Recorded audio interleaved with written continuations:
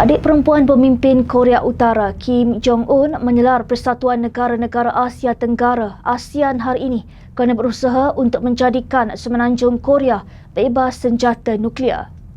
Kim Yo Jong menyifatkan pendirian ASEAN sebagai bebal dan juga bodoh.